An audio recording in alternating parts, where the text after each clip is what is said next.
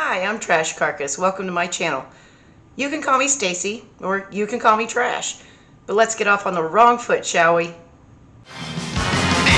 can't see out the windows, and smoke gets in your eyes, and eyes just wanna cry, cry, cry, cry, cry, cry, cry,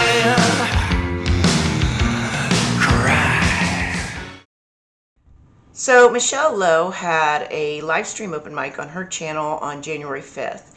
And I really wanted to take part in it because she was talking about vegan gray areas. And I knew they'd be talking about some subjects that I studied up on over the years, and I do have some opinions on. Now, I want to let you know, this is where we may be getting off on the wrong foot. These are just my opinions. This is something I think we need to talk about, which is actually a lot easier to talk face-to-face with another vegan than doing online, but I'm giving it a go. Now, I am not here to judge anybody. I just want to let you know how I came to my conclusions.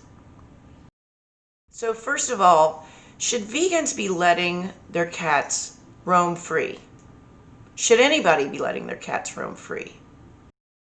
Our companion animals can run into all kinds of dangers out there, whether it be traffic or just hateful people or other dogs. Now, cats run into these problems too. I wouldn't allow my dog out to kill the neighbor's cat, so why should we be letting our cats out to kill native species? Now, cats are actually considered an invasive species in most parts of the world. Well, a lot of parts of the world. They do a lot of damage to wildlife. And the reason I first came across this subject many years ago, and I looked it up, is because I heard somebody say that bird lovers hate cats, and I didn't know why. So I looked into it. So there is a paper I would like to read to you real quick, if I can. It's by the American Bird Conservancy. It was done in Washington, D.C., August 6, 2012. It says, a new study of house cats allowed to roam outdoors finds that nearly 1/3 succeeded in capturing and killing animals.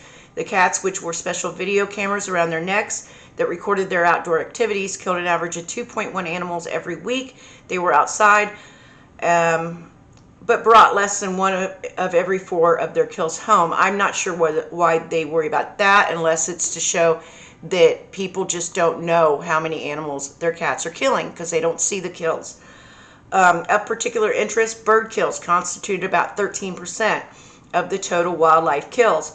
Based on these results, American Bird Conservancy and the Wildlife Society estimate that house cats kill far more than the previous estimate of 1 billion birds and other animals each year.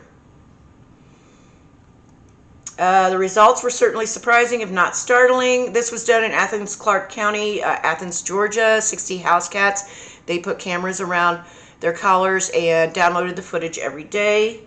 It says, we found the house cats killed a wide variety of animals, including lizards, voles, chipmunks, birds, frogs, and small snakes. I would even argue in the spring that could include baby squirrels, baby skunks, baby bunnies. Further down, if we extrapolate the results of this study across the country and include feral cats, we find that cats are likely killing more than 4 billion animals per year, including at least 500 million birds. Cat predation is one of the reasons why 1 in 3 American bird species are in decline. This is very interesting right here, something that nobody thinks about. All right, the new study does not include the animals killed by feral cats that had no owners. A University of Nebraska study released last year found that feral cats were responsible for the extinction of 33 species of birds worldwide. That even well-fed cats in so-called managed cat colonies will kill. That feral cats prey more on native wildlife than any other invasive creatures. And that most feral cats, between 62 and 80%, tested positive for toxoplasmosis, a disease with serious implications for pregnant women and people with weakened immune systems.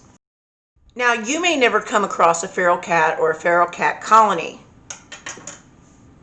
but your roaming cat may. Now, I want to read you one more paper from Australia. This is one continent alone. Lock up your pet cat. It's a killing machine. Every year your cat kills 110 native animals. Roaming pets cat Roaming pet cats kill 390 million animals per year in Australia, including reptiles, birds, and mammals. That's an average of 186 animals, mostly native species, per roaming domesticated cat or domestic cat each year.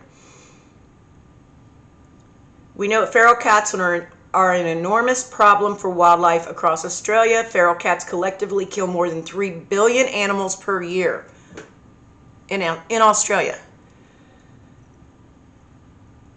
Cats have played a leading role in most of Australia's 34 mammal extinctions since 1788 and are a big reason populations of at least 123 other threatened native species are dropping.